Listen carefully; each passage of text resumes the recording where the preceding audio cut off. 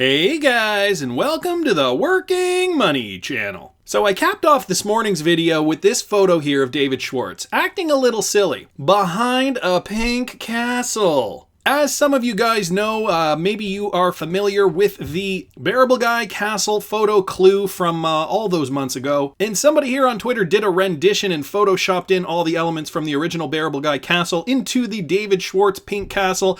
And I forgot to give them credit. Nobody even mentioned that, but I thought that this guy did deserve some credit. That is at _XRP on Twitter. So thanks so much for putting some time and effort into this. This made my morning this morning. And despite the current holding pattern of Bitcoin and the entire cryptocurrency market as a whole, there are still people who are bashing this quote-unquote psycho currency. So legendary investor bashes psycho currency Bitcoin, then accidentally makes a crypto case. Can you believe it? This is Mark Mobius, founding partner of Mobius Capital Partners, and what he suggests is that Bitcoin is a psycho currency.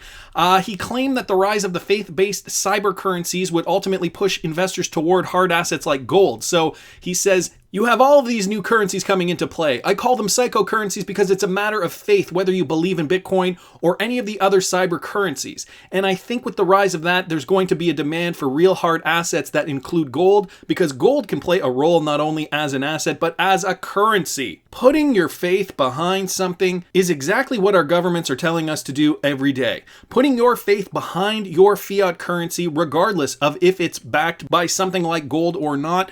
So Mark Mobius does indeed accidentally make a case for Bitcoin in the process of discussing this. Although he shrugged off Bitcoin, he urges investors to load up on gold as central banks prepare to ramp up the monetary printing press. And so this is exactly the reason why Bitcoin exists. We cannot trust the banks, we cannot trust central banks, we cannot trust our government to do the right thing with our fiat. When the economy is in trouble, they start printing more money. It is not backed to anything in particular. Then here comes the inflation. So why not de-risk your position in fiat currencies with something like gold or Bitcoin, because they are essentially one and the same. He considers gold to have more value just because of, historically speaking, we have seen gold as a great hedge against the stock market, against the economy. Gold is kind of that safe haven, but now Bitcoin is looking to be that same safe haven, and we've seen proof with countries where their currencies have been devalued tremendously, hyperinflation in some Latin American countries, right? So Mark Mobius, psycho currency, I think not. But of course, you're going to have your own opinion. More news here about XRP. So XRP whales move more than $12 million as tokens price continues to disappoint. We have been seeing a bit of a decline for XRP as of late. Although, guys, it's just a matter of time before the market kicks up. Bitcoin is the heart of the market, and we won't see XRP rise again until Bitcoin breaks that $14,000 level. I think we could see XRP go up towards 50 cents again. Okay, it hit 50 cents when Bitcoin hit that $14,000 level. And so what will we see next? Only time will tell. But I found this interesting. Bitcoin whales, now they're considering Bitcoin whales to have in the millions of XRP. And I did the calculation, and to have 20 million XRP, if you bought XRP at 0.006 cents, all you would have had to have put into XRP at that time is $120,000, which, is still a lot of money. But to become a whale, you think of whales as having millions upon millions upon millions of dollars, or billions in some cases. And so to be an XRP whale, you would have had to have gotten in at 0.006 cents with a measly $120,000, and then you could make the price move. Or at least the whale alert on Twitter would make note of your transaction. So guys, I'll link this in the description if you want to read further.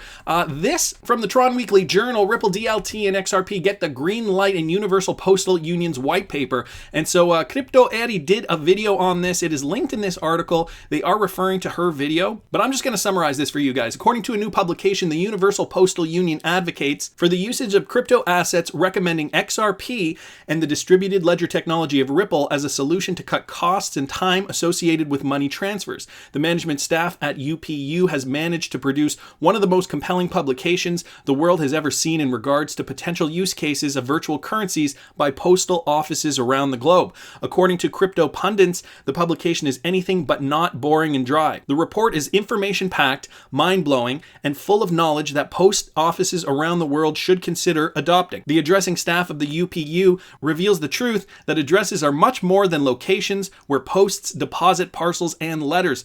Addresses are the underlying global network that allow their owners to be connected to everyday life, allowing them to receive public and private services, participate in democratic processes, be participants of the formal economy, allowing them to have legal identities, and participants of the information and communication age, among other capabilities. So if you guys aren't following this, this is the network that we call the Universal Postal Union, and we all have addresses. We all live somewhere. This kind of pinpoints our coordinates, and it also identifies us as a person. When you live somewhere, so many things are associated with you and your address, like, of course, all your legal documentation, your bank information, any bills go there, right? If you're to receive or send any letters, you send it to a postal address. And so they're suggesting that Ripple's DLT can be beneficial and utilized by many postal services around the world for who knows what. Money transfer, of course, but what other use cases are there available? Guys, I will link this in the description.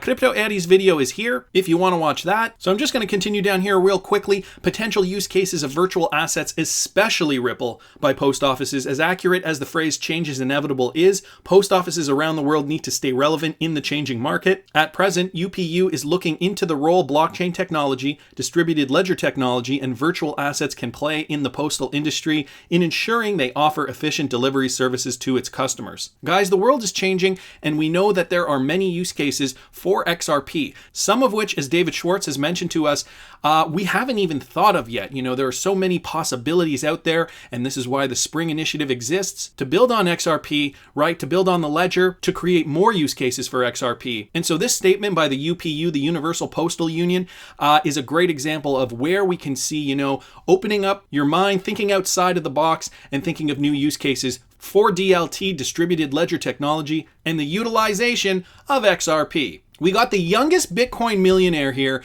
willing to stake it all on MetalPay. And so for those of you guys who do not know, this is Eric Finman. And so this is him today, or more recently rather. But he was one of the, I'm sure this photo was taken about 4 or 5 years ago, probably when he got into Bitcoin. And then it mooned in 2017. And so he is putting money into MetalPay in a partnership with the MetalPay CEO, Marshall Hayner.